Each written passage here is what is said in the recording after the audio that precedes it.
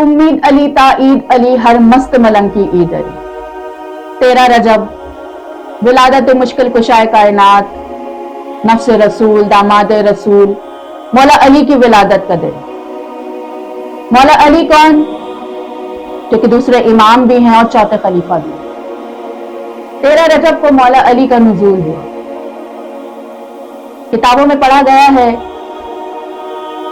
کہ 12 رجب کو علی کی ماں یعنی فاطمہ بنت اسد خانہ کعبہ میں موجود.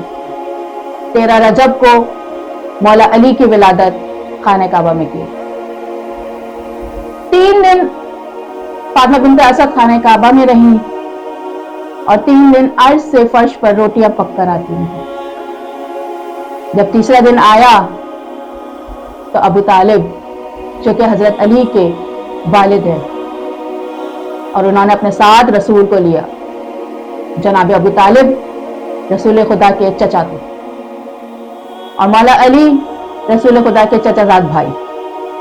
جب یہ دونوں خانہ کعبہ کی طرف گئے ہیں تو دیکھا ہے کہ فاطمہ بنت اسد خانہ کعبہ کے در سے اندر نہیں گئی ہیں بلکہ ایک دیوار میں ایک درار ہے جہاں سے فاطمہ بنت اسد اندر گئی. کہا جاتا ہے کہ کئی انگریزوں نے، وہاں کے لوگوں نے بلایا ہے انگریزوں کو اور کہا گیا کہ یہ دیوار پہ آپ درار پڑ گئی ہے، آپ اس درار کو بند کریں.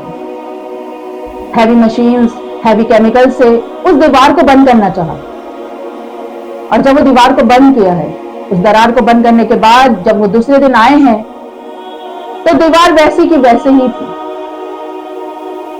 جب ان انگریزوں نے پوچھا کہ کیا معاملہ ہے، ہمارے کیمیکلز اتنے ہیوی ہیں کہ ہم جس دیوار پہ لگائیں وہ کتنے سال تک ٹوٹتی نہیں ہے، اس دیوار میں درار دوبارہ کیوں موجود ہے؟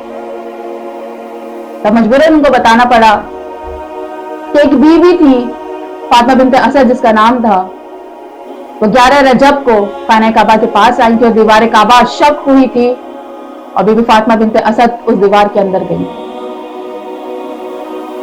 انگریزوں کا کہنا ہے، وہ کہتے ہوئے واپس پلٹ گئے کہ جس کو اللہ رستہ دے دے ہم کچھ نہیں کر سکتے.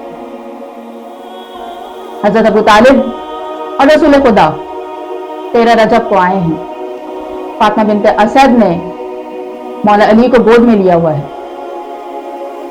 3 دن کے تھے مولا علی اور جب فاطمہ بنت اسد کا کہنا ہے کہ اے رسول خدا 3 دن ہو گئے ہیں لیکن انہوں نے آنکھ نہیں کھولی ہے.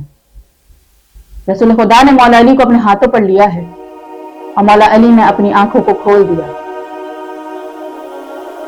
کہا جاتا ہے کہ جب واپس آ رہے تھے گھر کی طرف تو راستے میں کچھ لوگ ملے. عرب کا دستور تھا کہ جب بھی کوئی بچہ پیدا ہوتا تھا تو ان کے پاس ایک پتھر تھا، اس پتھر پہ اس بچے کو لٹا دیا جاتا تھا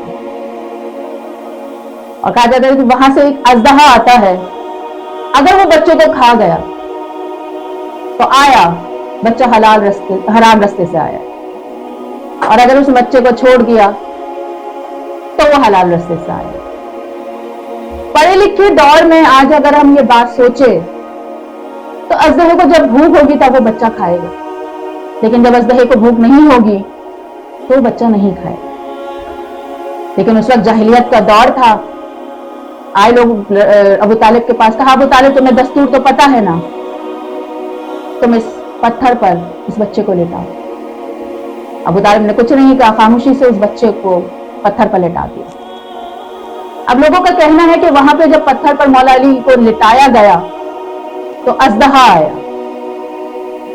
اژدہے نے جیسے ہی مولا علی کی طرف آیا، کہا جاتا ہے کہ مولا علی نے اژدہے کو پکڑ کر 2 ٹکڑے کر دیے، جسے کہتے ہیں کلہ ازدر کو چیر دی. مولا علی نے کلہ ازدر کو چیرا اور اس کے بعد لوگوں نے جب شور مچانا شروع کیا کہ اے رسول اس نے تو پیمانہ ہی توڑ دیا، اس نے اس پیمانے کو ہی پھاڑ دیا، اب کیسے ہم پتہ کریں گے کہ کون حلال رستے سے آیا ہے کون حرام رستے سے آیا ہے.